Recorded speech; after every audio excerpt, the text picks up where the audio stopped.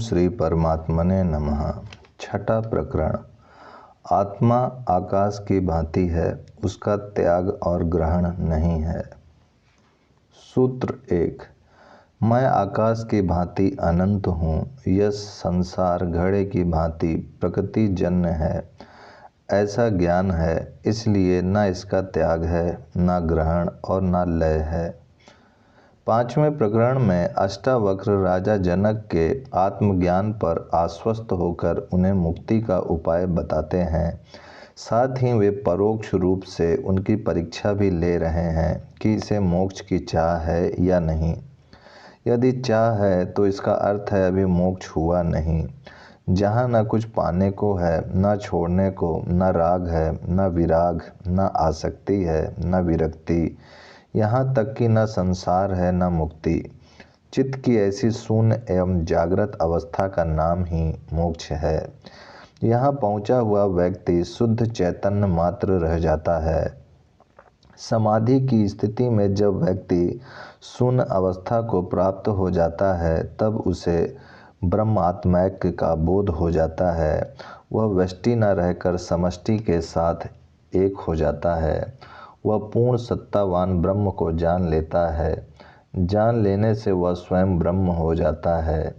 वह सत्य को जानकर स्वयं सत्य हो जाता है। इस स्थिति में पहुँचने से पूर्व कई क्रियाएं करनी पड़ती हैं, किंतु पहुँचने पर उन सब को छोड़ना भी आवश्यक हो जाता है, वरना वे ही क्रियाएं उसका बंधन बन जाती हैं। नदी पार करके किनारा आने पर नाव भी छोड़नी पड़ती है, फिर उसको ढोना मूर्खता ही है।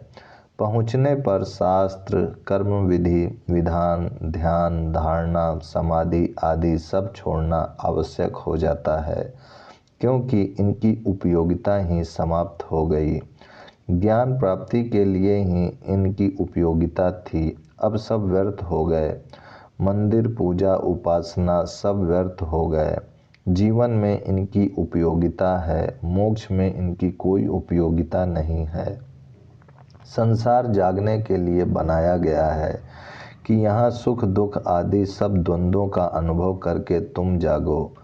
अष्टावक्र जनक की मुक्तावस्था की स्थिति को जानने हेतु जो उपदेश देते हैं, जनक उनका उत्तर देते हुए कहते हैं कि मैं शरीर नहीं आत्मा हूँ। जिस प्रकार यह आकाश अनंत है, असीम है, इसकी कोई सीमा नहीं है, उसी प्रकार मैं आत्म रूप होने से इस आकाश की भांति ही अनंत हूँ। यह संसार उसी का साकार रूप है, उसी का स्थूल रूप है, जो घट की भांति है। जब यह संपूर्ण सृष्टि एक ही आत्म तत्व है, तो फिर इसका त्याग, ग्रहण और लय कैसे हो, किसमें हो? त्याग, ग्रहण और लय में दो का होना आवश्यक है, तब एक का त्याग, ग्रहण व लय दूसरे में होता है, अन्यथा नहीं।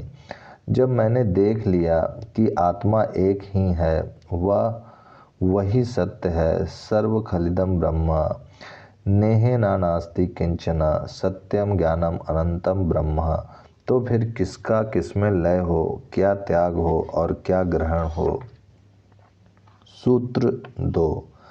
मैं समुद्र के समान हूँ, यह संसार तरंगों के समान है, ऐसा ज्ञान है। इसलिए न इसका त्याग है, न ग्रहण और न इसका लय है। जनक दूसरा उदाहरण देते हुए कहते हैं कि मैं आत्मरूप होने से समुद्र के समान हूँ एवं यह जगत मेरी ही तरंगों के समान है। ऐसा ज्ञान मुझे हो चुका है। भिन्नताएं जो भ्रांतिवश प्रतीत हो रही थीं, सब मिट चुकी हैं। इसलिए न इसका त्याग है, न ग्रहण है, न इसका लय है। ऊपर के उदाहरण में आकाश एवं घट में भी भिन्नता की प्रतीति होती है कि घट एवं आकाश भिन्न तत्व हैं। इसलिए जनक इस दूसरे उदाहरण में लहर और सागर का उदाहरण देकर अद्वैत की स्थिति को स्पष्ट करते हैं कि आत्मा एक ही है, इसका न निर्माण होता है न विनाश। इसलिए न इसे छोड़ा जा सकता है, न ग्रहण किया जा सकता है, न इसका किसी में लय ही होता है। सूत्र 3। मैं सीपी के समान हूँ, विश्व की कल्पना चांदी के समान है, ऐसा ज्ञान है। अतएव इसका ना त्याग है, ना ग्रहण है, ना लय है। ऊपर के उदाहरण में समुद्र और उसकी तरंगों में फिर थोड़ी भिन्नता दिखाई देती है। अतः जनक इस सूत्र में तीसरा उदाहरण देकर और स्पष्ट करते हैं कि यह जगत समुद्र व तरंगों की भांति भी नहीं है, क्योंकि लहरों का लय समुद्र में होना संभव है, किंतु मैं आत्मा सीपी के समान सत्य हूँ एवं इस विश्व की कल्पना उस सीपी में चांदी की भांति के समान है। अतः भ्रांति रूप होने से न इसका त्याग है, न ग्रहण है, न लय है, ऐसा ज्ञान है। सूत्र 4। मैं निश्चित ही सब भूतों में हूँ और ये सब भूत मुझ में हैं, ऐसा ज्ञान है। इसलिए न इसका ग्रहण है, न त्याग है, न लय है। उपरोक्त तीनों उदाहरणों में अद्वैत की पूर्ण व्याख्या नहीं हो पाई, इनमें भी थोड़ी थोड़ी भ्रांति रह ही जाती है। अतः जनक इस चौथे उदाहरण द्वारा और स्पष्ट करते हुए कहते हैं कि मैं आत्मरूप होने से सभी भूत पदार्थों में हूँ तथा ये सभी भूत मुझ में हैं। ऐसी आत्मा एवं सृष्टि की अभिन्न स्थिति है। ये समस्त भूत समुदाय शारीरिक रूप से भिन्न भिन्न प्रतीत होते हुए भी सभी मेरे ही रूप हैं। रूप और अरूप का, सूक्ष्म और स्थूल का, निराकार और साकार का तत्वतः कोई भेद नहीं होता। वाष्प भी जल ही है, वह जल भी वाष्प ही है। केवल आकार भेद से तत्व में भेद नहीं होता।